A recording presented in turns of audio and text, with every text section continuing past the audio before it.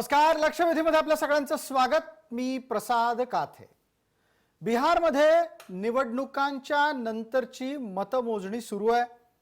टप्प्याटप्प्यानं ती पुढे सरकती आहे आणि निम्म्यापेक्षा अधिक मतं मोजून झाल्याच्या नंतर दिसणारे निकाल, अधिक कल आपल्या समोर आहेत. बिहारमध्ये याचे काही स्पष्ट अर्थ होतात. पहिला अर्थ असा की नितीश कुमारच जवळपास या राज्याचे मुख्यमंत्री सलग चौथ्यांदा बनणार आहेत. दुसरा अर्थ असा की भारतीय जनता पार्टीनं गेल्या वेळेपेक्षा आपल्या जागा वाढवलेल्या आहेत. तिसरा अर्थ असा की भारतीय जनता पार्टीला जे यश आत्ता मिळालंय ते यश भारतीय जनता पार्टीच्या कडून कार्यकर्त्यांच्या माध्यमातून राबवल्या गेलेल्या परिश्रमाचं फळ आहे की त्यांच्या नरेंद्र मोदी नावाच्या कठोर हिंदुत्ववादी आणि त्याचबरोबर सगळ्यात महत्त्वाची गोष्ट म्हणजे भारतीय जनता पार्टीच्या साठी आत्तापर्यंत यशाची हमी देणारा नेता म्हणून प्रसिद्ध असलेल्या मोदींच्या करिश्म्याचं फलित. दुसऱ्या बाजूला काँग्रेस सारखा पक्ष जो बिहारमध्ये फारसा प्रभाव टाकू शकणार नव्हता, त्या पक्षाला 70 जागा देण्याचा निर्णय लालू प्रसाद यांचे चिरंजीव तेजस्वी यांनी घेतला आणि आता तोच त्यांच्यासाठी भारी पडतोय की काय. अशा प्रकारच्या सर्व घटना समोर असताना बिहारमध्ये चौथ्यांदा नितीश कुमारांच्या नेतृत्वात अधिक प्रबळ झालेला भारतीय जनता पार्टीचा पक्ष सत्तेत येतोय, तेव्हा स्वाभाविकरित्या बिहारमधलं समीकरण बदलणं अपेक्षित आहे. बिहारमधलं समीकरण आत्तापर्यंत एका बाजूला उच्चवर्णीय आणि दुसऱ्या बाजूला यादव मुस्लिम मतांची मतपेढी अशा स्वरूपाचं होतं. या दरम्यान त्याला हिंदुत्वाची नवी धार प्राप्त झाली. ती एका बाजूला नरेंद्र मोदींच्या निमित्तानं तर दुसऱ्या बाजूला चिराग पासवान यांच्या निमित्तानं सुद्धा. महादलित चेहरा असलेले चिराग पासवान निवडणुकीच्या रिंगणात उतरले ते गळ्यामध्ये भगवं उपरणं घालून आणि कपाळावर भगवा टिळा लावून. त्यांचा हा चेहरा निश्चितच यादव आणि मुस्लिम मतपेढीवरचं एकत्रित असलेलं सामर्थ्य भेदण्यासाठी उपयोगी पडलाय का, आणि भविष्यात चिराग पासवान यांच्या माध्यमातून भारतीय जनता पार्टी आपल्या हिंदुत्वाच्या प्रयोगशाळेसाठी बिहारची निवड करेल आणि तिथे ती प्रयोगशाळा राबवेल का, हाही प्रश्न उपस्थित राहतो. त्यामुळे हिंदी बेल्टमध्ये, अर्थात ज्याला काऊ बेल्टही इंग्लिशमध्ये म्हटलं जातं, अशा हिंदी भाषिक प्रदेशात भारतीय जनता पार्टीच्या साठी विजयाचा सुकर झालेला मार्ग हा भविष्यातल्या हिंदुत्वाच्या राजकारणाची मुहूर्तमेढही आहे का. या निमित्तानं आजची लक्षवेधी चर्चा, बिहारमध्ये हिंदुत्वाची नवी प्रयोगशाळा.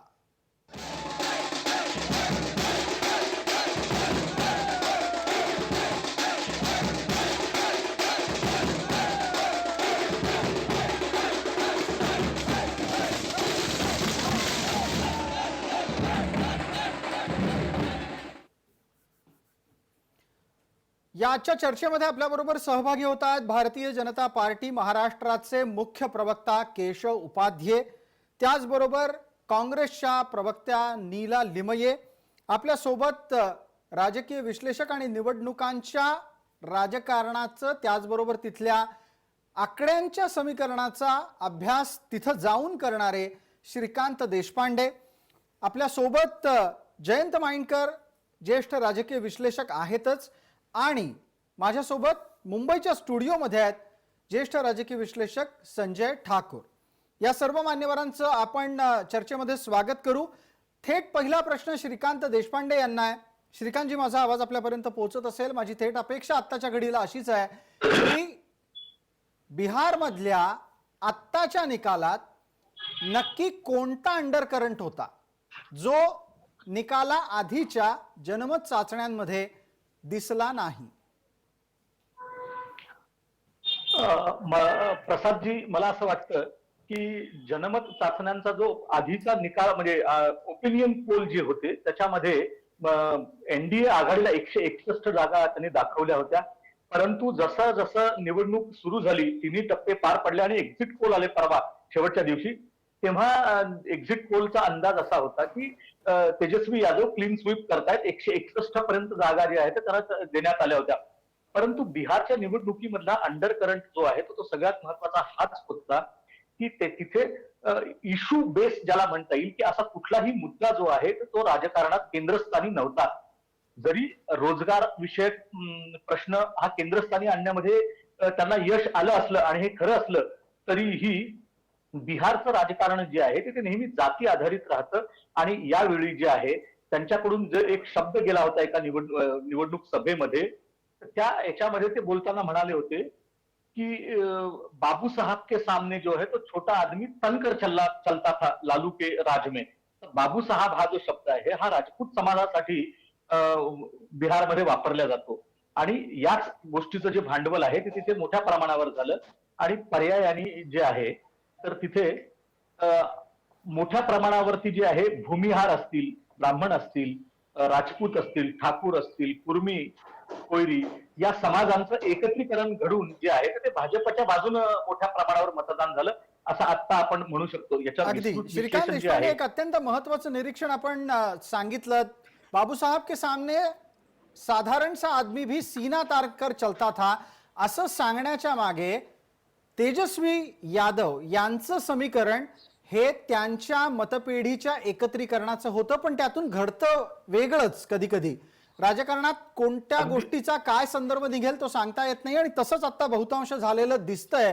माझ्यासोबत संजय ठाकूर, ज्येष्ठ राजकीय विश्लेषक, मुंबईच्या स्टुडियोमध्ये जोडले गेलेले आहेत. मी त्यांना विचारू इच्छितो, ठाकुर साहब, जब हिंदी प्रदेश में इस तरीके से कोई बयान हो जाता है तो क्या वोट में सीधे सीधे स्प्लिट दिखाई देती है? देखिए, ये तो लालू प्रसाद यादव जी की राजनीति यही रही है कि उन्होंने हमेशा जाति की राजनीति की है और जाति की राजनीति करके उन्होंने हमेशा एमवाई समीकरण बनाया मुस्लिम को अपने साथ लेने की कोशिश करके। लेकिन ये करते समय तेजस्वी यादव, लालू यादव या आरजेडी के लोग ये भूल जाते हैं कि पूरे बिहार में 17% मुसलमान, 14% यादव, 31% उनकी ये संख्या होती है। लेकिन उसके खिलाफ आप जिस तरह से लड़ रहे हो, बाबू साहब का नारा उन्होंने जरूर दिया, लेकिन बाबू साहब से बड़े फैक्टर बिहार में दूसरे हैं। बाबू साहब जो मत हैं वो भले कम है, लेकिन सिंबॉलिक उनका ये कहना रहता है कि हम बड़ी जातियों को नीचे दबा के रखते हैं। ये मैसेज दे के जो राजनीति, जात पात के भेदभाव को बढ़ा के, लड़ाई करा के जो राजनीति करते थे, बिहार की जनता ने, नरेंद्र मोदी जी ने, आपने देखा होगा, मैंने एक दिन आपके एक डिबेट में और कहा था कि नरेंद्र मोदी जी ने इस देश में एक नई परिपाटी तैयार की है। नरेंद्र मोदी जी के लिए वोट करने वाले जो लोग हैं वो जाति और धर्म के आगे भी जाकर वोट करने वाले लोग हैं। अगर जातियों को पार करके अगर लोग वोट न देते होते नरेंद्र मोदी जी को, तो पिछले चुनाव का जो मैंडेट है जितना बड़ा है उतना बड़ा मैंडेट हो ही नहीं सकता था।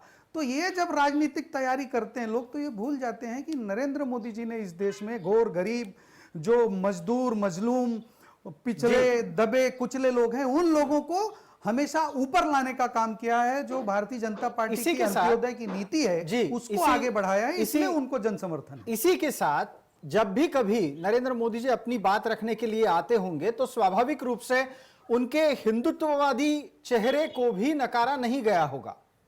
संजय जी, देखिए, हिंदुत्ववादी चेहरा नरेंद्र मोदी जी एज ए प्रधानमंत्री, उनके लिए ये बातें कहनी नहीं चाहिए।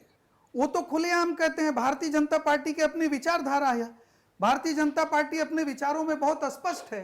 लेकिन नरेंद्र मोदी जी ने जब काम करने की बात आई तो खाली हिंदुओं के लिए काम नहीं किया, उन्होंने गैस के सिलेंडर पहुंचाए तो जाति और धर्म से ऊपर उठकर हिंदू, मुसलमान और गरीब के यहां पहुंचाया।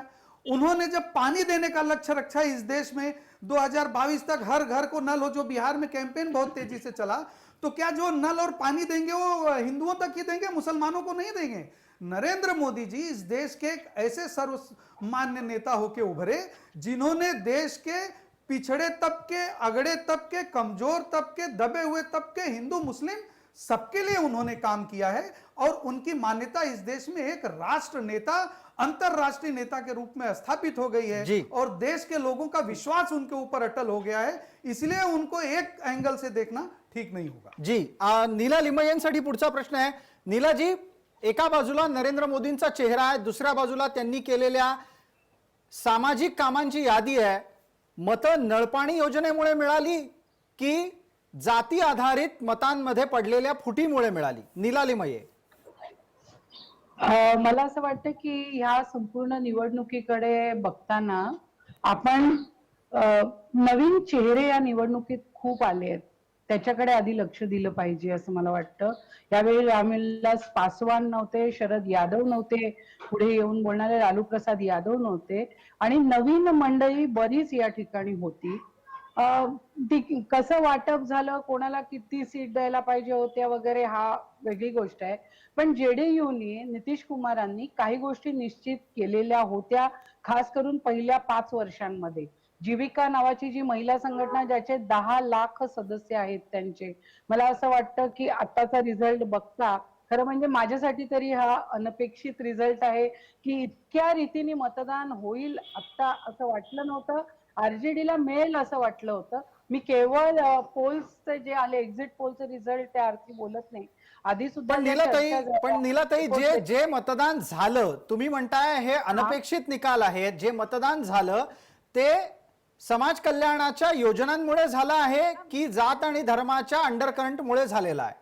त्यातला पहिला जो भाग आहे ना, तो असा पहिल्या 5 वर्षांचा नक्की आहे की जीविका नावाची त्यांची जी महिला संघटना आहे, ज्याचे 10 लाख सदस्य आहेत, त्यांनी दारूबंदी केली त्यांच्या पहिल्या 5 वर्षाच्या काळामध्ये. ही मोठी गोष्ट होती.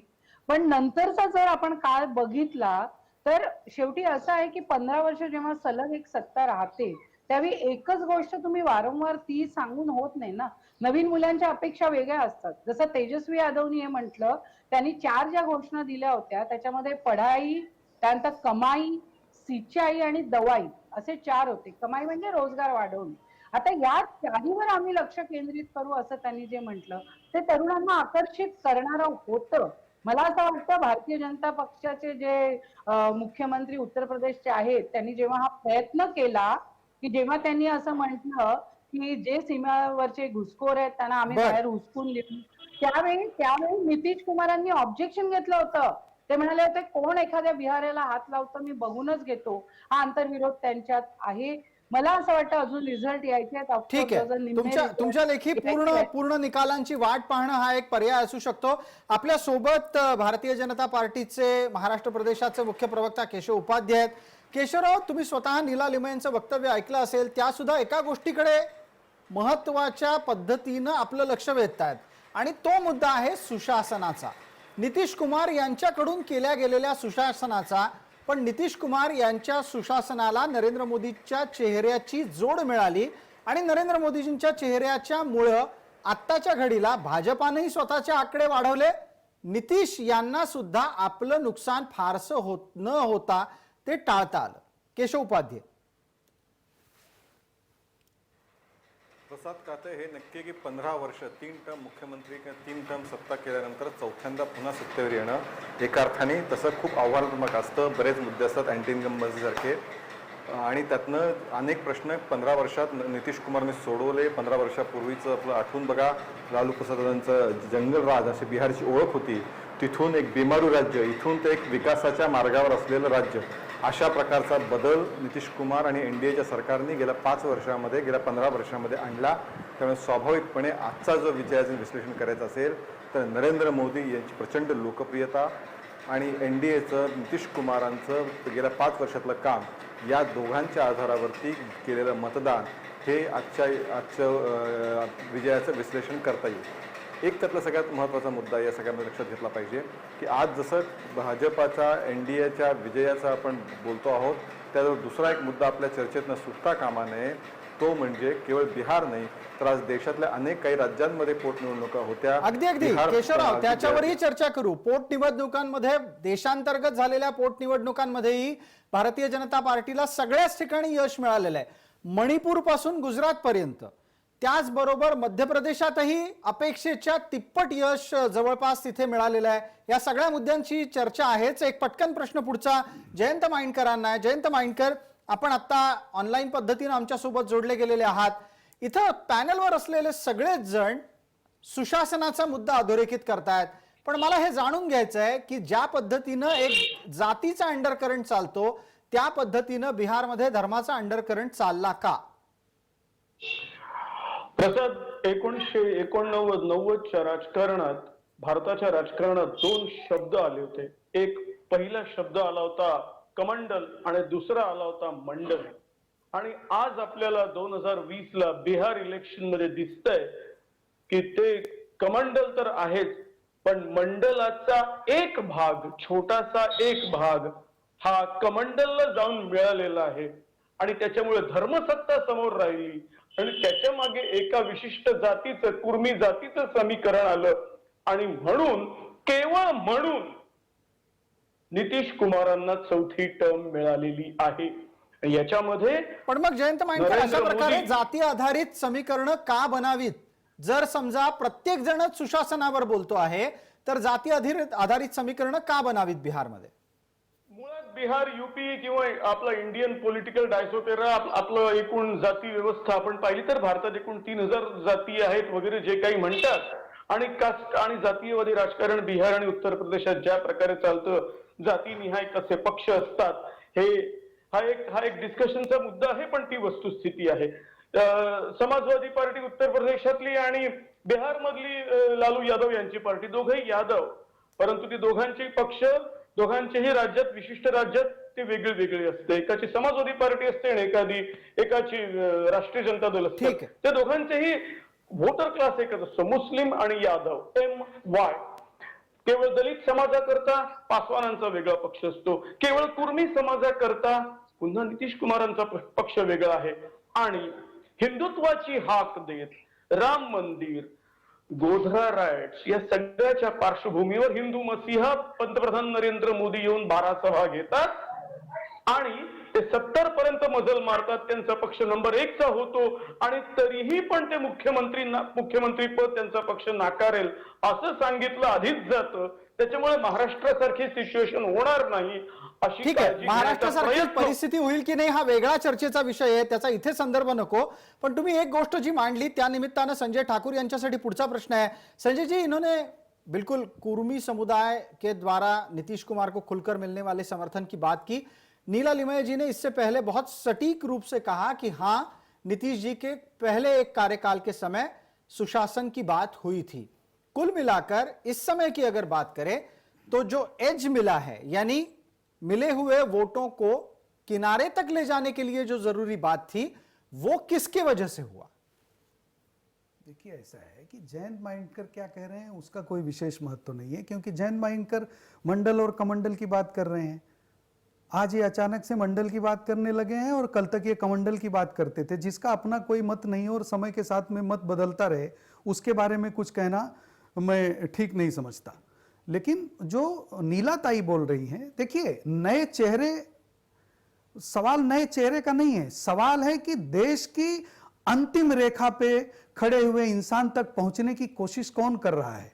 ये आम लोगों को, विश्लेषकों के लिए छोटी बात हो सकती है, लेकिन एक आम आदमी, कभी किसी ने कल्पना की है कि भारत के कितने भाग में कितने दिनों तक बर्फ होती है या जब बरसात होती है उन दिनों में वहां पे एक माँ को अपने बेटे को रोटी खिलाने के लिए आग नहीं लगा, चूल्हे नहीं जल सकते हैं, उसको लकड़ी नहीं मिल सकती है.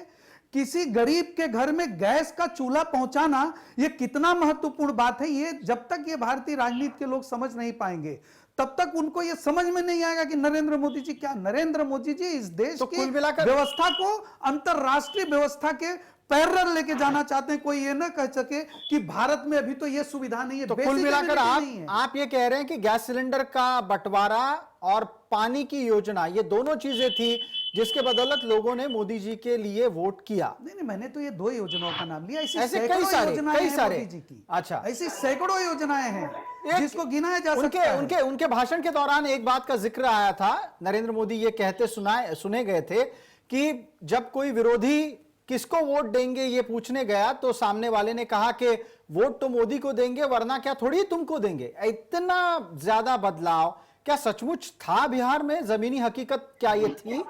नहीं, ऐसा ही है. आप कल्पना करिए कि आजादी के लगभग 70 साल पूरे होने को आए और इस देश के लोगों को न तो शौचालय की सुविधा दे पाए, न उनके घरों में गैस सिलेंडर दे पाए. बैंकों का राष्ट्रीयकरण किया लेकिन लोगों को बैंकों का मुंह तक देखने को नहीं मिला. तो नरेंद्र मोदी जी के 7 साल के 6 साल के शासनकाल में जो देश की जनता को वो सारी चीजें मिल गई जो 70 सालों में नहीं मिली हैं, तो देश की जनता क्यों नहीं दीवानी हो जाएगी नरेंद्र मोदी जी की. इस बात को ये राजनीतिक विश्लेषक क्यों नहीं समझते. इस बात को ये राजनीतिक विश्लेषक क्यों नहीं समझते, आपकी बात को लेकर बिल्कुल जाएंगे। अभी बात करेंगे श्रीकांत देशपांडे जी से। देशपांडे, ज्या पद्धतीनं सुशासनाची चर्चा एका बाजूला आहे, दुसऱ्या बाजूला हिंदुत्वाचा चेहरा आहे, तिसऱ्या बाजूला जातीय समीकरण आहेत, लोकांनी याच्यातलं नक्की काय निवडलं अंतिमतः?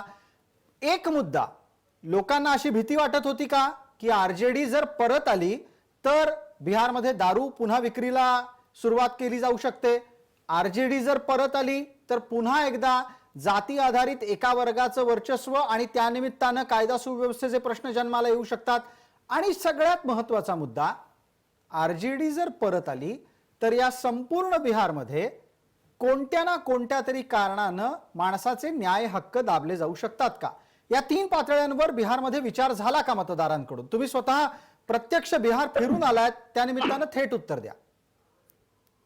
मी तुम्हाला या प्रश्नाचं जरा सविस्तर तिन्ही प्रश्नांचं उत्तर देतो. सगळ्यात पहिले, दारूबंदी हा बिहारमधला सगळ्यात मोठा विनोद आहे, हे तिथल्या सर्वसामान्य माणसाचं मत आहे. त्यांचं म्हणणं असं होतं, जेव्हा मी अनेक लोकांशी बोललो तेव्हा त्यांनी असं सांगितलं की बिहार सरकारला 6,000 कोटी राजस्व जे आहे ते दारू सुरू असताना मिळत होतं उत्पादन शुल्क खात्याला, परंतु दारू बंदी केल्यानंतर त्या शुल्कावरती सरकारला पाणी सोडावं लागलं. आता परिस्थिती अशी आहे की पूर्वी लोक रस्त्यावर उभं राहून खुलेआम दारू प्यायचे जेव्हा दारू सुरू होती, सरकार मान्य होती. आता परिस्थिती अशी आहे की लोक तिथे जे मद्य तस्कर आहेत त्यांनी स्वतःचे नंबर जारी केलेले आहेत, त्या नंबरवरती तुम्ही फोन कॉल करायचा आणि तुम्हाला होम डिलिव्हरी मिळेल. ही सत्य परिस्थिती मी माझ्या डोळ्यांनी पाहिली. लोक स्वतः फोन करतात आणि घरी दारू येते. फक्त त्याच्यात फरक एवढाच पडला की जे मार्केट 6,000 कोटींचं होतं ते 10,000 कोटींचं झालं, कारण 300 रुपयाची दारू तुम्हाला 500ला विकत घ्यावी लागते. एवढंच आहे की लोक फार आता रस्त्यावर मारामाऱ्या करत नाहीत, ही परिस्थिती आहे, एवढंच. त्याच्यामुळे दारूसाठीच्या रस्त्यावरच्या मारामाऱ्या बंद झाल्या असं सुचवायचंय का? बऱ्यापैकी बंद झाला. हाच एकमेव त्यातला आणि हा कायदा सुव्यवस्थेच्या दृष्टीने झालेला बदल म्हणायचा का नकारात्मक परिणाम? कारण एका बाजूला दारूसाठीच्या मारामाऱ्या बंद झाल्या, दुसऱ्या बाजूला दारू मात्र बिनबुभाट मिळायला लागली. अगदी मिळायला लागली. लोकांनी नंबर जारी केले मद्य तस्करांनी आणि घरपोच तुम्हाला दारू येते अशी परिस्थिती लोकांनी तिथे सांगितली. प्रत्यक्ष त्याचा मी एक अनुभवही एका व्यक्ती मार्फत घेतला तिथे स्वतः प्रत्यक्ष बिहारमध्ये. दुसरा मुद्दा असा की बिहारमध्ये निवडणुका ज्या आहेत तर त्या मुद्द्यांवर आधारित कधीच झाल्याचं पाहायला गेलेलं नाहीये. एखादा मुद्दा आहे आणि त्या मुद्द्याभोवती निवडणुका फिरल्या असं कधी झालेलं नाहीये.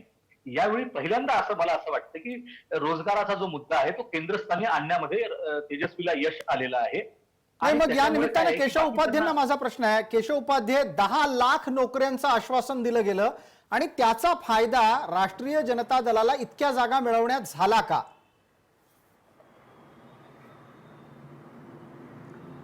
त्या प्रश्नाचं उत्तर देतो, पण मुळामध्ये राष्ट्रीय जनता दलाला जागांचा फायदा झाला का याचं उत्तर आपण घेऊया. राष्ट्रीय जनता दलाला गेल्या वेळी जागा होत्या 71-72 जागा गेल्या वेळेच्या 2015च्या निवडणुकीमध्ये झाल्या होत्या. तो आकडा आत्ता राष्ट्रीय जनता दल गाठेल की नाही अशी शंका आहे, कारण 65-66च्या आसपास तो आत्ता आकडा दिसतोय. ठीक आहे, जो येईल तो येईल. त्यामुळे याचा फायदा झाला की नाही हा मुद्दा. दुसरा मुद्दा असा आहे की शेवटी याचा फायदा झाला नाही तर का झाला नाही ह्याचं कारण कथनी आणि करणीमध्ये अंतर असतं, हे आपण लक्षात घेतलं पाहिजे. लोकांना तो कालखंड लक्षात आहे ज्या लालू प्रसाद यादव यांच्या 15 वर्षाच्या कालखंडामध्ये 94,000 जॉब क्रिएट झाले आणि त्याच्या उलट आत्ताच्या गेल्या 15 वर्षाच्या कालखंडामध्ये एनडीएच्या सरकारच्या कालखंडामध्ये 6.5 लाख जॉब क्रिएट झाले. त्यामुळे हा एक मोठा फरक होता की नितीश कुमार एनडीए सरकारने प्रत्यक्ष जमिनीवरती काम करून दाखवलं होतं. सकारात्मक गोष्टी खूप होत्या. त्याच्या उलट म्हणजे यांनी तेजस्वी यादवनी स्वतःच्या आई वडिलांचं, लालू प्रसाद यादव आणि दुसरे आमचे त्यांचे मातोश्री राबडी देवी यांचे फोटो सुद्धा पोस्टरवर वापरले नाही. इतकं जंगल राजचं एक मोठं बॅगेज त्यांच्या खांद्यावर होतं. ह्या दोन गोष्टीतला एक सगळ्यात मोठा फरक आपण लक्षात घेतला पाहिजे. बरं, याच्यात एक जोडून पुढचा मुद्दा केशवराव तुमच्यासाठीच पुढचा मुद्दा असा असेल माझा की एका बाजूला आई वडिलांचा चेहरा लावला गेला जर पोस्टरवर तर त्या निमित्तानं जंगलराजच्या आठवणी ताज्या होतील ही भीती, आणि दुसऱ्या बाजूला काँग्रेसला दिलेल्या 70 जागा. काँग्रेसला बिहारमध्ये 70 जागा देणं ही चूक ठरलीये का राष्ट्रीय जनता दलाची? कारण तितकी काँग्रेस अस्तित्वात आहे का बिहारमध्ये? केशवराव आपण आधी बोला, त्यानंतर संजय ठाकूर यावर बोलतील. काँग्रेसच्या नाही प्रसाद, काँग्रेसच्या बाबतीमध्ये आता नवीन घोषणा अलीकडच्या काळात आता प्रसिद्धीस येणार आहे. ले चले सनम हम दोनों डूब चले. कारण राहुल गांधींचे वैशिष्ट्य आहे की राहुल गांधी ज्यांच्यासोबत जातात प्रादेशिक पक्षाबाबत ते स्वतःही काँग्रेस डुबते आणि त्यांनी सहकारी पक्षाला डुबवते. मी 3 उदाहरणं ओळून देतो. 2017 राहुल गांधी आणि अखिलेश यादव यांनी आघाडी केली. 2 हंसों का जोडा अशी जाहिरात त्यावेळी केली गेली. अतिशय प्रभावीपणे सगळं आता हे दोघं कसे जिंकणार असं रंगलं गेलं. प्रत्यक्षामध्ये काँग्रेस तर झोपलीच, पराभूत झालीच, पण त्याचबरोबर अखिलेश यादव सुद्धा सपाटून मार खाल्ला. दुसरं उदाहरण पश्चिम बंगालमध्ये ते डाव्यांसोबत गेले, त्यावेळी पण अशाच प्रकारचं काय काय आता कसं सगळं छान होणार असं सांगितलं गेलं. काथेमध्ये पूर्ण होऊ द्या. तिथे सुद्धा प्रत्यक्षामध्ये डावे पराभूत झाले, काँग्रेस पराभूत झाली आणि तिथे ममता बॅनर्जी निवडून आल्या. आत्ताचं तिसरं उदाहरण, क्षमता नसताना अट्टहासाने 70 जागा घेतल्या. गेल्या 40 जागांपैकी 26-27 जागा त्यांनी निवडून आणल्या होत्या. आता 70 मध्ये 20 तरी जागा त्यांना गाठता येतात की नाही ही शंका आहे.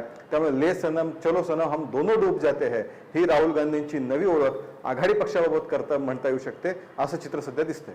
ठीक आहे, याच्यावर स्वाभाविकरित्या नीला लिमये यांना बोलायचं असेल, आपण त्यांची प्रतिक्रिया घेऊ. एक आणखीन प्रतिक्रिया घेऊ याच्यावर तत्पूर्वी संजय ठाकूर यांची, जेणेकरून दोन्ही मुद्द्यांना नीला लिमये उत्तर देतील. संजय जी, कांग्रेस ऐसी गलती कर बैठी या वो अपने आप को ताकत से ज्यादा आंक रही थी बिहार में? कांग्रेस गलतियों का पुलिंदा हो चुकी है. कांग्रेस रोज ऐसी गलतियां करती है. कांग्रेस का अस्तित्व ही नहीं बचा है. ये तो वो लोग पता नहीं किस तरह की राजनीति करते हैं जो लोग अभी भी ये सोचते हैं कि हम कांग्रेस, अरे कांग्रेस राष्ट्रीय पार्टी कह रही है अपने आप को, लेकिन कांग्रेस का कहीं कुछ बचा नहीं, क्योंकि कांग्रेस की न कोई विचारधारा है, न कोई नीति है, न कांग्रेस में कोई नेता है. जब कुछ है ही नहीं कांग्रेस में, तो लोग कांग्रेस को क्यों इतना समझ रहे हैं कि हम कांग्रेस के साथ जाएंगे. और कांग्रेस मजबूर करती है अपने राष्ट्रीय पक्ष होने का फायदा उठा के, अपने साथ के लोगों को मजबूर करके ज्यादा सीटें लेती है. जैसा कि केशव जी ने कहा कि कम सीट लड़े तो ज्यादा सीट पाए थे और ज्यादा सीट लड़े तो मुंह के बल गिर पड़े. कांग्रेस अगर आरजेडी 70 सीट नहीं देती तो आंकड़े अलग होते क्या? वैसा मुमकिन होता? देखिए, ऐसा है कि 2-5 सीट आगे पीछे हो सकती थी, लेकिन ऐसा नहीं है. मेरा यह कहना है कि कांग्रेस के जो मत हैं विचार के, वो मत के साथ में आरजेडी के गठबंधन का कुछ लाभ मिला तो कांग्रेस अपनी स्थिति को बचा ले पाई. लेकिन अगर कांग्रेस अलग लड़ जाती तो जेडीयू और मर जाती, जेडीयू और खत्म हो जाती और बड़ा मैंडेट हो जाता, क्योंकि कांग्रेस कुछ ना कुछ तो मत प्रतिशत है ही. कांग्रेस जदयू की मदद से अपनी स्थिति को बचा के रखना चाहती है. जदयू कांग्रेस गठबंधन में दोनों का ही फायदा है, दोनों का ही नुकसान है. ना होता तो ये जो भारतीय जनता पार्टी और नीतीश कुमार की पार्टी का जो आंकड़ा है, ये जो आपके एग्जिट पोल दिखा रहे थे, वो एग्जिट पोल बीजेपी और जदयू के लिए सच हो जाता. अच्छा, तो नीला लिमये, आता स्वाभाविक तुमच्याकडून प्रतिक्रिया अपेक्षित करतो. प्रश्न माझा त्या निमित्तानं तुम्हाला असा आहे की आत्ताच्या घडीला काँग्रेसमध्ये विचार करणारी आणि निवडणुकीचं समीकरण बसवणारी माणसं कमी होत चालली आहेत का, जेणेकरून अशा चुका होत आहेत वारंवार? एक तो प्रसाद जी, आपने यहाँ जिनको बुलाया ठाकुर साहब, आपने ये कहा कि वो अभ्यासक है. तुम्ही म्हणालात ते अभ्यासक है. वो जिस तरह से बात कर रहे हैं, मला असं वाटतं ते तर आपल्या पंतप्रधानांचे प्रचंड केवळ चाहते नाही, पूजक आहे. त्यांना हे विचारायला पाहिजे, ते अभ्यासक म्हणून बसलेत ना. अहो, केशवजी बोलणार ना तेवढं ते बोलतायत, असं तो वेगळा मुद्दा आहे. मी फक्त एक ते बोलले त्याच्यावर इतकंच मला बोलावंसं वाटतं. नीलाताई, अगर सच बोलना गलत है तो ऐसा समझिए आप. ठाकुर साहब, आपने बोला, मैंने सुना.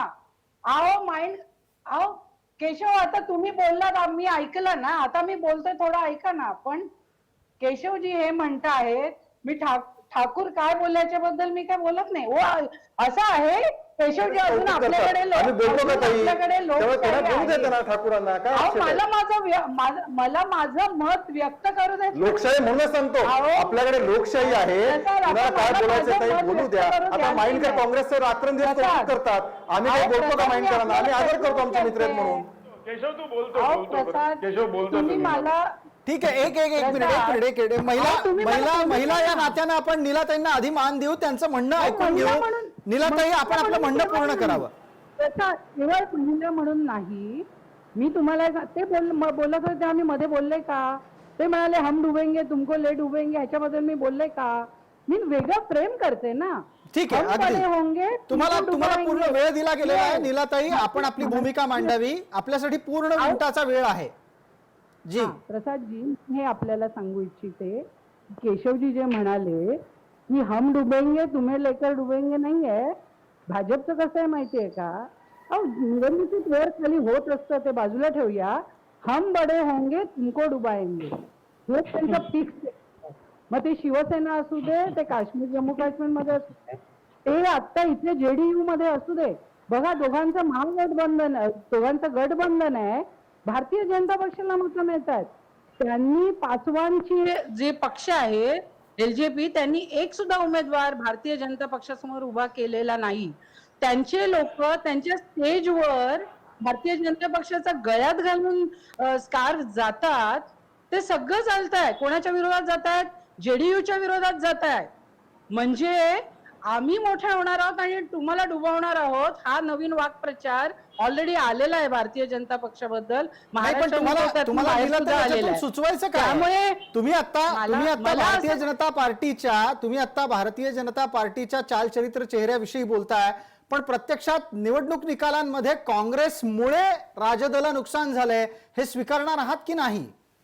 बघा असं आहे, 70 जागा काँग्रेस पक्षाला दिल्या. कोणीतरी मगाशी म्हणालं होतं की लढ झगड के उन्होंने लिया.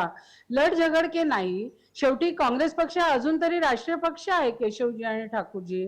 त्यामुळे आपण असं बघा, काही विचार केला असेल, त्या विचारामध्ये 70 जागा दिल्या. हे स्पष्ट आहे की मागच्यापेक्षा आमच्या जागा कमी होताना आता तरी दिसत आहेत. त्यामुळे आता असं आहे, तिकडे काँग्रेसचे जे लोक आहेत, तिकडचे अध्यक्ष आहेत, त्यांनी मध्ये असं मांडलं होतं आजच्याच एका चर्चेमध्ये की आम्ही ज्या जागा घेतल्या त्या अशा होत्या की जिथे RJDचाही बेस नव्हता, आमचाही नव्हता. जे काही असेल आता त्याच्याबद्दल पण नीलाताई, निवडणुकीच्या राजकारणामध्ये इतकी दर्या दिली दाखवावी काँग्रेसने बिहारमध्ये की जिथे स्थान नाही त्या जागा घ्यायच्या. म्हणजे तुम्ही निवडणुकांमध्ये जिंकण्यासाठी उतरता की पक्ष वाढवण्याच्या साठीचा एक उपक्रम असतो? प्रभारी असतील, तिकडचे अध्यक्ष असतील, त्या लोकांनी ठरवायचा हा मुद्दा आहे. फक्त त्याला आपण सरधोपट असं म्हणू नका, असं मला वाटतं. निदान या रीतीने की तो एक राष्ट्रीय पक्ष असताना RJDनी पण विचार केला असेल ना. कदाचित राष्ट्रीय एकूण राजकारणामध्ये त्यांना वाटलं असेल की आता काँग्रेस बरोबर या रीतीने जागा देऊन गेलं पाहिजे म्हणून. मला असं वाटतं तेजस्वी यादवनी या दिवशी मगाशी कोणीतरी म्हणालं, मला वाटतं देशपांडे, त्याप्रमाणे यावेळी त्यांनी मुद्द्यावर निवडणूक आणण्याचा प्रयत्न केला. हा त्यातला खूप महत्वाचा भाग आहे. अजूनही म्हणजे मध्ये दारूबंदी त्यांनी नितीशजींनी डिक्लेअर केल्यानंतर दुसऱ्या 5 वर्षामध्ये त्याचा खूप वेगवेगळे परिणाम आपल्याला दिसतात. पण मुद्द्यांवर राजकारण आणि मुद्द्यांवर निवडणूक आणण्याचा प्रयत्न केला, पण त्यात यश कोणाला मिळालं? केशव उपाध्ये एक आपलं निरीक्षण, त्यानंतर श्रीकांत देशपांडे. नाही, फक्त एकच मुद्दा. नीलमताईने असं वाक्य सांगितलं की ही नीलाताई आहेत, नीलमताई नाही, केशवराव नीला लिमये दिलं पाहिजे, त्या स्वातंत्र्याचा सन्मान आपण केला पाहिजे. मला नीला लिमयेंना मी नीलाताई म्हणालो मी की आपण लोकशाहीमध्ये स्वातंत्र्य दिलं पाहिजे. आता आमचे मित्र इथे माइंड करायत काँग्रेस प्रवक्त्यापेक्षा अधिक ठासून भूमिका काँग्रेसबद्दल कौतुकाने बोलत असतात. आम्ही त्यांच्या मताचा सन्मान करतो. आम्ही कधीच असं म्हणत नाही की तुम्ही ते स्वतः निपक्ष पत्रकार म्हणतात. मी त्यांच्या मताचा आदर करतो, ते स्वतः असं म्हणून घेतात म्हणून. त्यामुळे असं की संजय ठाकूर काय बोलतात ते संजय ठाकूरना बोलू दिलं पाहिजे, तर आक्षेप नाही घेतला पाहिजे, आदर केला पाहिजे आपण. हे तर सगळ्यात महत्वाचं. दुसरं तत्व असं आहे की या देऊ नका. नाही, तुम्ही आक्षेप घेतला म्हणून अभ्यास. आता माइंड कर निपक्ष पत्रकार म्हणून काँग्रेस भूमिकेत असतात. आम्ही आक्षेप घेतो आणि म्हणतो नाही ठीक आहे, माइंड कर तो अधिकार आहे. माइंड कर निपक्ष पत्रकार म्हणून घेतात स्वतःला, तो अधिकार आहे म्हणतो, मी सन्मान करतो त्याचा. ठीक आहे, मुद्द्यावर येऊया. आता आज वेळेची मर्यादा आहे प्रत्येकाला. केशवराव, आपल्या प्रत्येकाला आज वेळेची मर्यादा आहे. प्रश्न उपस्थित केला गेला होता केशवराव की मुद्द्यांचं राजकारण करण्याचा प्रयत्न केला गेला, भावनेच्या राजकारणाला आव्हान दिलं गेलं. हे कोणाच्या पदरात पडलं आणि का? म्हणजे भारतीय जनता पार्टीच्या पदरात मुद्द्याचं राजकारण पडलं का? मुद्द्याचं राजकारण हे भारतीय जनता पार्टीने केलं, विकासाचं राजकारण केलं. एकच मुद्दा सांगतो आहे प्रसाद की गेल्या 6 महिन्यामध्ये ज्या कोविडच्या परिस्थितीमध्ये नरेंद्र मोदींच्या सरकारने शेवटच्या घटकापर्यंत ते अन्नधान्य वाटप असेल किंवा थेट शेतकऱ्यांना लाभार्थ्यांना मदत असेल थेट खात्यावरती, ज्या पद्धतीने आता गेले 6 महिने काम केलं, एक सर्वसामान्य बिहारमधल्या माणसाला असं वाटत होतं की या सगळ्या संकट काळात आपल्यासोबत जर कोणी उभे असेल तर या देशाचा पंतप्रधान उभे आहेत. आणि त्याच ज्या मुद्द्यांचं राजकारण तुम्ही बोलतायत, एकीकडे नुसतीच खोकला आश्वासन आहेत, जंगलराजचा इतिहास आहे, आणि दुसरीकडे गेल्या 6 महिन्यामध्ये सकारात्मक गोष्टी ज्या केंद्रातल्या सरकारने केल्या, त्या ठिकाणी नितीश कुमारांच्या ठीक. सरकारच्या गेल्या 5 वर्षातल्या गोष्टी होत्या. एक सोपं छोटं उदाहरण देतो. 70 एक छोटं प्रसाद काते अतिशय छोटं उदाहरण. गंगा नदीवरती पटनामध्ये 70 वर्षात एकच पूल झाला. गेल्या 5 वर्षात तिथे 4 पूल उभे राहिले, ज्यातनं वाहतुकीचा मार्ग मोकळा व्हायला सुरुवात झाली. हे अशा अनेक गोष्टी मी आता सांगू शकतो. त्यामुळे ज्या गोष्टी कृतीनं झाल्या त्याच्यावरती लोकांनी विश्वास ठेवला आणि नरेंद्र मोदींच्या पाठीशी मत टाकत एनडीएला निवडून द्यायचा निर्धार केला, हे याचं दिसतंय. आताच्या घडीला या मुद्द्याच्या निमित्तानं चर्चा करत असताना श्रीकांत देशपांडे 30 सेकंद पटकन आपल्याला देतो. गंगा नदीवरच्या 4 पुलांचं उदाहरण दिलं गेलं चर्चेमध्ये. थोडक्यात मुद्दे विकासाचे खऱ्या अर्थानं काम करत होते निवडणुकीमध्ये, की त्याला इतर कुठली किनारही होती जी चर्चेत स्वीकारली जात नाहीये वारंवार? मला असं वाटतं की नुसत्या विकासाच्या मुद्द्यांवर निवडणुका जिंकल्या जात नाही. हे मागे कधीतरी 1996 ला माजी पंतप्रधान नरसिंहराव म्हणाले होते आणि त्याचं उत्तम उदाहरण आपण बिहारमध्ये पाहू शकतो की बिहारमध्ये प्रगती ज्याला म्हणता येईल 15 लालूंच्या तुलनेमध्ये बऱ्यापैकी रस्ते आणि हे सगळ्या गोष्टी झालेल्या आहेत. पाटण्यामध्ये उड्डाण पूल झालेले आहेत. त्याच्यामुळे जी वाहतूक कोंडी आहे ती 5 वर्षापूर्वीपेक्षा कमी आहे असं तिथल्या लोकांनी सांगितलं. परंतु हे सगळं होत असतानाही या निवडणुका मुद्द्यावर आधारित ज्या आहेत त्या अजिबातच झालेल्या नाहीये. तिथे कास्ट वाईज कॉम्बिनेशनच काम करत आहे. ठीक आहे. हे मला केशवरावांनाही एकदा निदर्शनास आणून द्यायचं आहे. ठीक आहे, आपल्याला वेळेची मर्यादा असल्याने एक छोटी विश्रांती घेऊयात. लवकरच परत येऊयात बिहारच्या निमित्तानं सुरू केलेल्या या चर्चेमध्ये.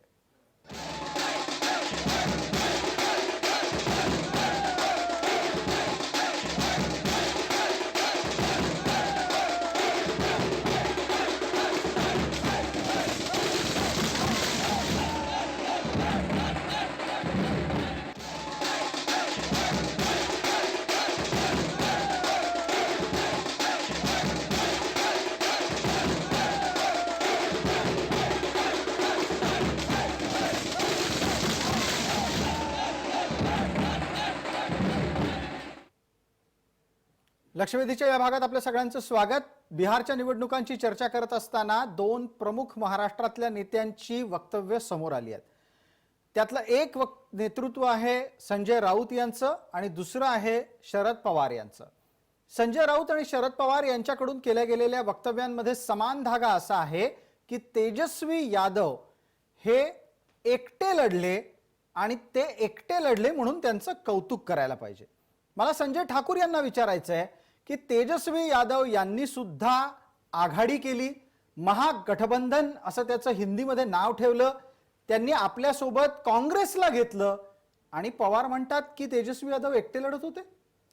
मी सर्वप्रथम नीलाताईंना अतिशय विनम्रपणे हे सांगू इच्छितो की जो कौतुकास्पद काम करणार त्याच्या कौतुक व्हायलाच पाहिजे. आणि दुसरं म्हणजे आता बघा, हे आता चालू आहे स्टेटमेंट पवार साहेबांचं आणि शिवसेनेचा. महाराष्ट्रात तुम्ही त्यांच्या सोबत सत्तेत आहात आणि बिहारबद्दल तुम्ही सांगतायत की तेजस्वी एकटे लढले, म्हणजे काँग्रेस काय करत होती तिथे? काँग्रेस झक मारत होती का बिहारमध्ये? आता याच्यावर कोण काय प्रतिक्रिया द्यायचा? खरं म्हणजे हे नीलाताईंना विचारायला पाहिजे की आता तुमचं मत काय आहे पवारांचं असं विधानावर. नीलाताई याचं उत्तर लगेच इथल्या इथेच आपल्याकडून अपेक्षित करतो. ज्या पक्षासोबत आपली आघाडी होती त्या पक्षाचं नेतृत्व एकटं लढत होतं, अशा प्रकारचं वक्तव्य शरद पवार आणि संजय राऊतांकडून व्हावं. मला असं वाटतं की आम्ही आघाडीमध्ये आहोत पण आम्ही वेगळे पक्ष आहोत. प्रत्येकाच्या पक्षाची त्याची एक स्ट्रॅटेजी असेल, त्याचे काही ठरलेल्या गोष्टी असेल. आता हे दोघे मोठे नेते आहेत, त्यांना जे वाटलं त्यांनी मत व्यक्त केलेलं आहे. पण मी तुम्हाला मगाशी जे उदाहरण दिलं ते काय होतं? पण नीलाताई, आहोत हे मोठे नेते, यात काहीच वाद नाही. तुम्ही पण तुमच्या पक्षाच्या प्रवक्त्या आहात का?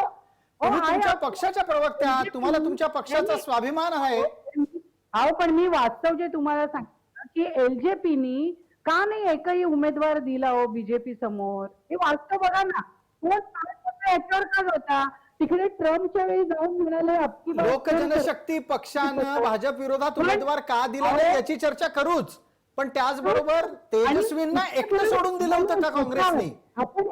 काँग्रेसने नीलाताई, काँग्रेसने तेजस्वींना एकटं सोडून दिलं होतं असं सुचवायचंय का? काय म्हणाला?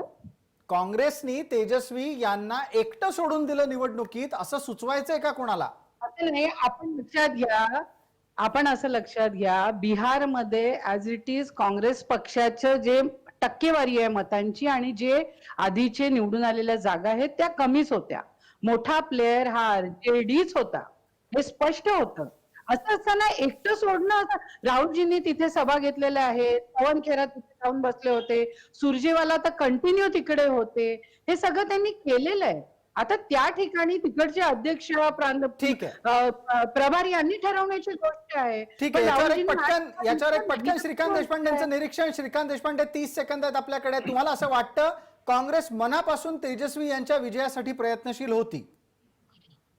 काँग्रेसकडे मुळात ते कुठलाही सामाजिक आधार ज्याला म्हणता येईल तो नव्हता. 90 नंतर काँग्रेसकडे कुठला सामाजिक आधार होता? 90 पूर्वी काँग्रेसचे मुख्यमंत्री हे सवर्ण वर्गातून यायचे आणि काँग्रेसला मुस्लिम, सवर्ण आणि दलित असा एक बेस होता. परंतु 90 नंतर तो गेल्यानंतर काँग्रेसकडे असा ज्याला सामाजिक आधार म्हणता येईल तो नव्हता. तो म्हणजे अन्य पक्षांमध्ये विभागला गेला. थोडक्यात श्रीकांत देशपांडे असं म्हणता येईल का की बिहारच्या निवडणुकीमध्ये काँग्रेस राजदच्या खांद्यावर बसलेली होती, बुडाले कोणी अगदी तर बरोबर. सगळ्यात आधी राजदच्या नाकातोंडात पाणी जाईल हे काँग्रेसला पुरतं ठाऊक बघा, होतं. 5 आणि 10 मध्ये काँग्रेसला मिळालेल्या जागा जर बघितल्या तर तुम्हाला हे लक्षात येईल 4 आणि 7 अशा अनुक्रमे जागा होत्या. तर आणि केवळ मागच्या वेळेला ते युतीत गेले म्हणून त्यांना जे आहे तर 27 जागा जे आहेत ते राजदची मतं डायव्हर्ट या निमित्तानं मग केशव उपाध्यायांना प्रश्न विचारायचा आहे. केशवराव, जर समजा राजदच्या खांद्यावर बसून काँग्रेस वाढत असेल तर मग भाजप इतरांच्या खांद्यावर बसून ज्याच्या खांद्यावर बसते त्याला संपवते असा आरोप करणं कितपत योग्य आहे काँग्रेसकडून? केशव उपाध्ये. नाही, मुळामध्ये काँग्रेसकडे काय ना दिशा आहे, एकूणच वैचारिक अभाव सगळाच असल्यामुळे असे बेछूट आरोप काँग्रेसकडनं करतं. पण आजचं शरद पवारांच्या वक्तव्याचा अर्थ घ्यायचा असेल तर तो एक असा निघू शकतो की शरद पवार आणि संजय राऊत हे दोघंही ना महाराष्ट्रात काँग्रेसला सिरियसली घेत ना बिहारमध्ये काँग्रेसला सिरियसली घेत. दखलपात्र सुद्धा त्या काँग्रेस पक्षाला, कारण महाराष्ट्रात आपण रोज बघतो काँग्रेस पक्षाला काही काँग्रेसचे मंत्री रोज नाराज असतात, इथे आम्हाला विचारत नाहीत, आम्हाला कोणी सांगत नाहीत. त्यामुळे इथे ज्या पद्धतीने काँग्रेसला दखलपात्र समजलं जात नाही तिथेही तशाच पद्धतीने ते दखलपात्र नाहीत. अशा प्रकारचा एक अर्थ निघू शकतो, हे लक्षात घेतलं पाहिजे. बाकी तिथे तेजस्वी यादव शेवटी निवडणूक पण आहे. आता मग या निमित्तानं पुढचा प्रश्न केशवराव तुम्हाला उपस्थित करायचा आहे, तुमच्या समोर मला उपस्थित करायचा आहे, तो असा आहे की येत्या काळात नक्की तुम्ही बिहारात नितीश कुमार यांना सन्मानानं वागवणार आहात का? संजय राऊत असं सांगतायत की नितीश कुमार उद्या मुख्यमंत्री झाले तर त्याचं श्रेय शिवसेनेला मिळायला पाहिजे, कारण शिवसेनेचा केलेला अपमान आणि त्याचं शिवसेनेनं काढलेलं उट्ट हे लक्षात घेऊन भारतीय जनता पार्टीला नितीश कुमार यांना मुख्यमंत्री करावं लागलं. दोन गोष्टी आहेत. भारतीय जनता पार्टी ज्याच्यासोबत निवडणूक लढवते त्याच्यासोबतच सरकार करते. शिवसेनेसारखं विश्वासघाताचं निवडणुकासोबत लढवायची, त्या निवडणुकीमध्ये तुम्ही साक्षीदार आहात. पूर्ण निवडणुकीमध्ये देवेंद्र फडणवीस हे मुख्यमंत्री असतील हे उद्धव ठाकरेंसोबत असताना व्यासपीठावर असताना सुद्धा सांगितलं गेलं, सातत्याने सांगितलं गेलं. त्यामुळे तिथं शब्द देण्याचा प्रश्नच नव्हता. बिहारमध्ये हे सांगितलं, नितीश कुमार हेच पुढचे मुख्यमंत्री असतील हे केंद्रीय नेतृत्वाने सांगितलं आणि त्या पद्धतीने आज आम्ही सगळं काम केलं. त्यामुळे जे आम्ही बोलतो, ज्यांच्यासोबत असतो त्यांच्यासोबत निवडणुकीनंतर असतो आणि दिलेले शब्द पाळतो. विश्वासघाताचं राजकारण जे शिवसेनेने, काँग्रेस, राष्ट्रवादीने इथं केलं ते तिथे भारतीय जनता पार्टी करणार नाही. नीला लिमयेंना ही गोष्ट पटतीये का? नीला लिमये, किती दिवस नितीश कुमार बिहारचे मुख्यमंत्री म्हणून राहतील? मला असं वाटतं की जो त्या दोन्ही पक्षातला आंतरविरोध आहे नितीश कुमार आणि भारतीय जनता पक्ष यांच्यातला, तो यावेळी इतका उघड झालेला आहे की हे सरकार बनेल का अजून तर रिझल्ट यायचे. बर, म्हणजे तुमचा तर इथेच पहिला मुद्दा तुम्ही उपस्थित करताय की हे सरकार बनेल की नाही. संजय ठाकूर, इतके आकडे समोर असून सुद्धा संजयजी तुम्हाला वाटतं कि हे सरकार बनेल की नहीं या परिस्थितीवर बिहार पहुंचलेला है?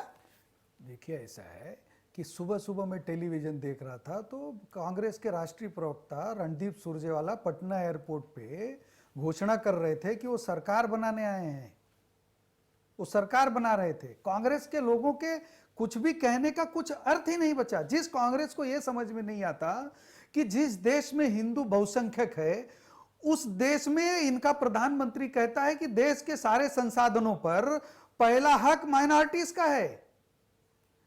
इतनी असुरक्षा की भावना ये पैदा करते हैं और हमेशा अपीजमेंट की पॉलिटिक्स. मुस्लिम मुस्लिम मुस्लिम करते करते इस कांग्रेस पार्टी ने इस देश के हिंदुओं को इतना असुरक्षित कर दिया कि केरल में कोई हिंदू पहुंच जाए तो उसको लगता है कि मैं अपने देश में हूं कि किसी दूसरे देश में हूं।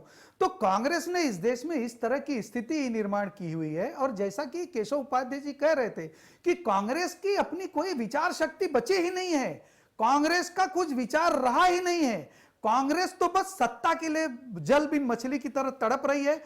इस देश के लोग कांग्रेस को समझ चुके हैं, सत्ता से बाहर कर दिया है। ये कांग्रेस के प्रति आपका निरीक्षण है, लेकिन एक सवाल बिल्कुल यहां पर जायज तरीके से उठाया जा सकता है कि क्या नीतीश कुमार 2.5 साल के लिए मुख्यमंत्री होंगे? 2.5 साल के बाद बिहार में कुछ करवट लेगी राजनीति? देखिए, ये तो विषय भारतीय जनता पार्टी के नेताओं ने बहुत खुले तौर पर कई बार स्पष्ट कर दिया है। एक चीज है, या तो आपको इस बात को मानना पड़ेगा, जब भारतीय जनता पार्टी का सर्वोच्च नेतृत्व बार बार कह रहा है कि नीतीश कुमार जी ही मुख्यमंत्री होंगे, तो उस पे शक करने का कारण क्या हो। और बाकी तो देखिए, भारतीय जनता पार्टी के जो वरिष्ठ नेता हैं और नीतीश कुमार जी हैं, वो लोग बैठ के उन लोगों की चर्चा, और भारतीय जनता पार्टी ने स्पष्टतः भारतीय जनता पार्टी के राष्ट्रीय नेताओं ने कहा है कि नीतीश कुमार जी मुख्यमंत्री होंगे, तो उस पर प्रश्न क्यों उठाया जा रहा है? जयंत माइंडकर, तुम्हाला वाटतं असं की या मुद्द्यावर आता कुठलाही प्रश्न उपस्थित राहू शकत नाही, कारण देशाचे पंतप्रधान आणि भारतीय जनता पार्टीचं आत्ताचं सर्वोच्च नेतृत्व असलेल्या नरेंद्र मोदी यांनी सांगितलंय, होय नितीश कुमारच मुख्यमंत्री असतील? आता मी कोणत्या विषयावर बोलू, कारण अनेक मुद्दे आहेत, पण मी केवळ तू विचारलेल्या आता विचारलेल्या प्रश्नावर उत्तर द्या जयंतराव। बिलकुल बिलकुल, तेवढ्याच प्रश्नावर उत्तर देतो। ऑलरेडी बिहार भारतीय जनता पार्टीच्या शेड्यूल कास्टचे मोर्चाचे अध्यक्ष माझ्या माहितीप्रमाणे अशोक चौधरी नाव चेक करून घ्याल। अगदी अशोक चौधरी त्यांचं नाव आहे, तुम्ही योग्य नाव घेतलं। ऑलरेडी त्यांनी डिमांड केलेली आहे की कार्यकर्त्यांची इच्छा आहे की भाजपचा मुख्यमंत्री असावा। जेव्हा भाजप आणि जनता दल युनायटेड या दोघांच्या निवडून आलेल्या आमदारांमध्ये 35 आमदारांची जेव्हा गॅप आहे, तेव्हा अशा प्रकारची डिमांड होणं हे साहजिक आहे। एक लक्षात घ्या, कर्नाटकामध्ये सुद्धा काँग्रेस आणि जनता दल एसचं सरकार पण मला जयंतराव एक प्रश्न उपस्थित करायचा आहे की संशय भारतीय जनता पार्टीच्या संदर्भात उपस्थित केला जात असताना थोडं आपण महाराष्ट्रातल्या इतिहासात डोकवून पाहू।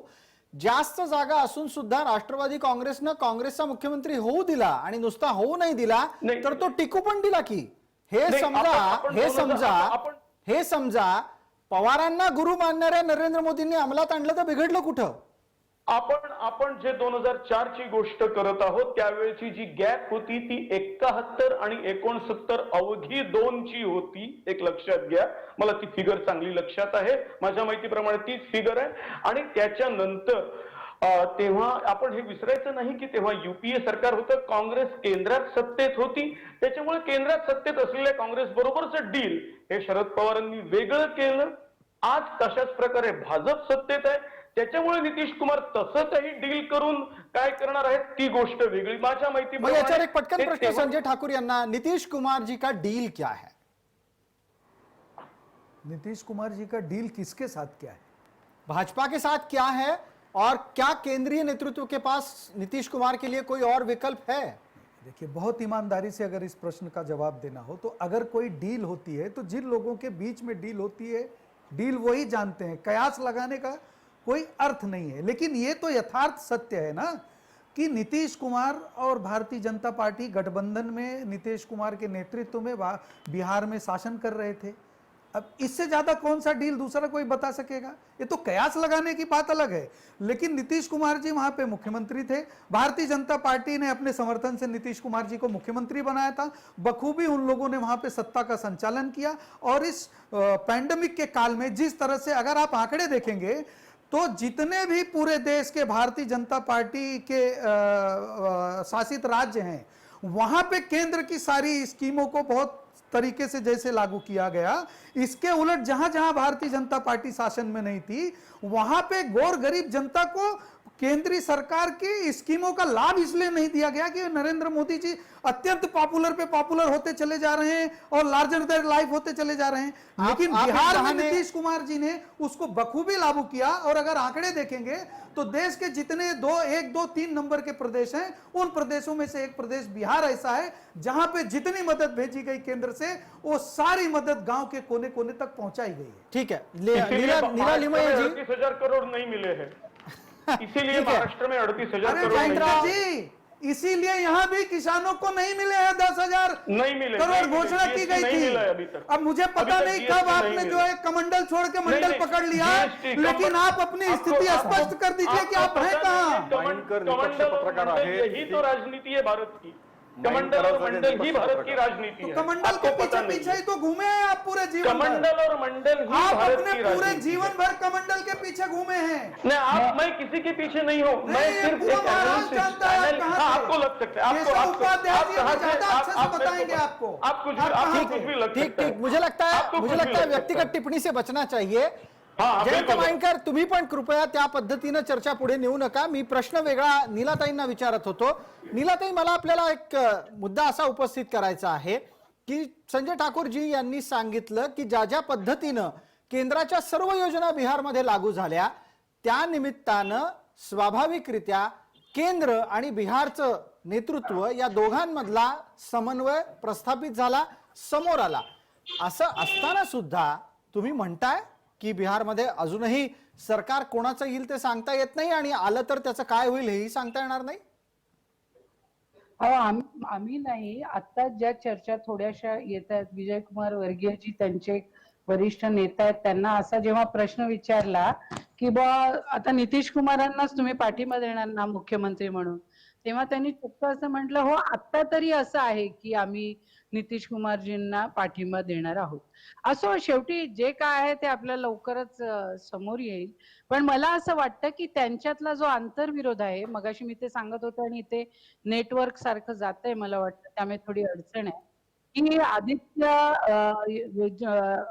जेव्हा युपीचे मुख्यमंत्री तिथे आले आणि त्यांनी असं म्हटलं की आम्ही घुसपेटींना बाहेर काढू, तेव्हा अगदी. नितीश कुमारजींनी ताबडतोब त्यांना उत्तर दिलं होतं, नीलाताई, एकाही नीलाताई, मान्य आहे हा मुद्दा तुम्ही हात दुसऱ्यांदा लावून मांडता आहात. दाखवा. मला त्या निमित्ताने आपल्याला एक प्रश्न विचारायचा आहे. अहो, आंतरविरोध असलेल्या शिवसेनेबरोबर काँग्रेस गुण्या गोविंदानं नांदायला तयार होते, तर ती पॉलिटिकल मॅच्युरिटी भाजपनी मिळवली तर बिघडलं कुठं? नाही, ती त्यांनी ऑलरेडी मिळवली होती ना, एकजुटीतच होते ते. हा, फक्त मगाशी मी जे मग सुरुवातीला तुम्ही वारंवार असं की जे सांगता आहात की त्यांच्यात असे भारतीय- आंतरविरोध आहे, तो आंतरविरोध मिटवून सत्ता टिकवण्याचं तंत्र जे तुमच्या आसपासच्या इतर लोकांना जमतं, ते जर समजा भाजपला जमत असेल तर? नाही नाही अहो, त्यांनी जमवलंय ना ऑलरेडी, ते 5 वर्ष त्यांच्या सोबतच आहेत. प्रश्न आता असा आहे, भारतीय जनता पक्षाने यावेळी एकत्रित असताना सुद्धा हे जे कौशल्य मिळवलंय ना, की त्यांच्या जागा कमी केल्यात आणि स्वतःच्या वाढवल्यात. मग ते काय फक्त त्यांच्या कामामुळे वाढल्या आणि ज्या जेडीयूने याची अंमलबजावणी केली त्यांच्या जागा कमी झाल्या? हे कसं काय झालं? हे जे मोठं कौशल्य भारतीय जनता पक्षाला सर्व दूर, मला असं वाटतं ते प्राप्त झालेलं आहे, ते एक शिकण्यासारखी कला आहे त्यांच्याकडे. बरं, केशवरावांना फक्त विचारूयात एकच एकदा. आहे, केशवराव, सगळ्यांच्या सोबत राहून आपलं राजकारण कायम ठेवण्याचं हे कौशल्य भाजप शिकला कोणाकडून? असं आहे, भारतीय जनता पार्टीकडे कौशल्य जरूर आहे. भारतीय जनता काँग्रेसने ते शिकलं पाहिजे. भारतीय जनता पार्टीकडे कौशल्य आहे ते सातत्याने लोकांच्या संपर्कात राहण्याचं. भारतीय जनता पार्टी कौशल्य आहे ते लोकसेवेचं आणि दिलेली आश्वासनं पूर्ण करण्याचं, हे कौशल्य आहे. भारतीय जनता पार्टीकडे ज्या पद्धतीने आम्ही वचननामा देतो तो पूर्ण करतो, हे भारतीय जनता पार्टीकडे कौशल्य एक उत्तम नेतृत्वाचं. ही कौशल्य काँग्रेसकडे नाहीत, त्यामुळे काँग्रेस पराभूत होते. काँग्रेसने ही कौशल्य भाजपकडे स्वीकारली पाहिजे, शिकली पाहिजेत, हे माझं नीलाताईंच्या निमित्ताने सांगणं आहे. म्हणजे मग वैचारिक जो एकूण वैचारिकतेचा अभाव काँग्रेसमध्ये त्याच्यानंतर केशवराव, काँग्रेस जर समजा मजबूत स्थितीमध्ये समोर आली तर ते काँग्रेसचं आव्हान भाजप पेलू शकेल? असं आहे की जर तर हायपोथेटिकली गेले 20 70 वर्ष राहुल गांधी आता 70 तरुण झाले, राहुल गांधी आता काँग्रेस प्रभावी पक्ष झाले, चालला. ते बिहारची तो निवडणूक काय किती निवडणुका त्याचं हरल्यात काही राहुल धोरण गांधींनी, नसल्यामुळे त्यामुळे चालला हायपोथेटिकल का? बिहार त्याचे बिंडोक काँग्रेस आहेत का? मजबूत होणार अशा हायपोथेटिकल प्रश्नांवरती उत्तर सुद्धा देऊन का आपण वाफ वाया घालवायची प्रसाद काते? ठीक आहे, जाता जाता एक पटकन छोटा प्रश्न नीलाताईंना. नीलाताई, निवडणुकीच्या राजकारणातून आत्ताच्या घडीला बिहार चॅप्टर मधून काँग्रेस काय शिकली आणि कोणत्या चुका ती पुन्हा करणार नाही? मला वाटतं निश्चितपणे संघटन त्या त्या प्रदेश मध्ये आम्ही कुठेतरी कमी पडलेलो आहोत. ज्यावेळी 27च्या जागा खाली येतात, आता पर्सेंटेज वोट पर्सेंटेज काय आहे, मतदारांचा टक्का काय, हा जरूर बघावा लागेल. पण आम्ही संघटन करण्यामध्ये कमी पडलेलो आहोत. आम्ही जरूर त्याच्यामध्ये बदल केलेच पाहिजे आणि मला असं वाटतं हाच खूप मोठा धडा बिहारच्या निवडणुकीत आहे. पक्ष म्हणून नक्कीच याच्यावर विचार केला जाईल असं मला वाटतं. ठीक आहे, संजय ठाकूर, एक पटकन प्रश्न. भारतीय जनता पार्टीनंही या निवडणुकीच्या निकालातून काही शिकलं पाहिजे का? नहीं नहीं, देखिए सीखने के लिए तो जीवन भर हर अच्छी चीज को आप सीख सकते हैं ये तो और बहुत सीखने की philosophical प्रवृत्ति है भारतीय answer है जनता साहब। पार्टी में। भारतीय जनता पार्टी सीखने में विश्वास रखती है, इसीलिए इस देश के प्रधानमंत्री नरेंद्र मोदी जी प्रधानमंत्री होने के बाद भी उनको जब कोई बात करनी होती है तो इस देश के लोगों को उसमें शामिल करते हैं कि भाई हमको आपकी सलाह चाहिए, आप लोग इस विषय पे मैं बोलना चाहता हूं या ये निर्णय लेना चाहता हूं, इस पे आप लोग सलाह। तो भारतीय जनता पार्टी तो हर दिन सीख रही है, लेकिन कांग्रेस की समस्या यह है कि नीलाताई, मुझे बहुत बहुत ज्यादा सिंपैथी है आप लोगों से कि आप लोग बहुत अच्छी अच्छी बातें करते हैं, लेकिन जब बात आपके केंद्रीय नेतृत्व के पास पहुंचती है तो वहीं सब कुछ जीरो हो जाता है। क्यों न कुछ सुने न कुछ करे, संवैधानिक रूप से कोई चीज बनाई जाए, ऑर्डिनेंस लाया जाए जिसमें कैबिनेट मिनिस्टर प्रधानमंत्री बैठे हों और जब वो वहां पहुंचे राहुल गांधी युवराज के पास तो उसको फाड़ के फेंक दें। अरे भाई, सिलेंडर हम साफ जब देना है आपसे कि बात सिलेंडर करने 10 जाते देना है, हैं, ये राहुल गांधी बीजेपी तय से करते हैं। बात तो करना आप लोगों चाहते के हैं। विचारों को तो सुनता ही नहीं कोई, तो आप लोग अपने विचार बता के भी ऊपर के नेतृत्व को कुछ फायदा नहीं है। राहुल गांधी से ही कहिए कि कुछ सीखें। नीलाताई, याचं उत्तर असेल तर 30 सेकंद आहेत, नाहीतर आपल्याला वेळेची मर्यादा आहे सगळ्यांना. मला असं वाटतं की आतापर्यंत आपण अनेक जे घाईघाईनी कायदे मंजूर झाले संसदेत ते पाहिले. अरे चर्चा करना हम इतना चाहते हैं आपसे, लेकिन आप ना कोई उस पे कमेटी बिठाते हैं, आप बस उसका ऐलान करने की शुरुआत हो जाती है बीजेपी की तरफ ठीक से। है। और हमारी आपस आता- में की जो चर्चा है वो तो आता शुरू आताच्या रहती है, घडीला मुझे ऐसा नीलाताई, मला लगता वाटतं है। आपण बिहार निवडणुकीपुरतं राहूयात. या निमित्तानं आपण सर्व चर्चेत सहभागी झालात त्याबद्दल आपले मनपूर्वक आभार. लक्षवेधीमध्ये वेळ झाली आहे इथेच थांबण्याची. मात्र बातम्यांचा सिलसिला अखंडपणे जय महाराष्ट्रवर सुरू आहे, तेव्हा कुठेही जाऊ नका, पाहत रहा फक्त जय महाराष्ट्र.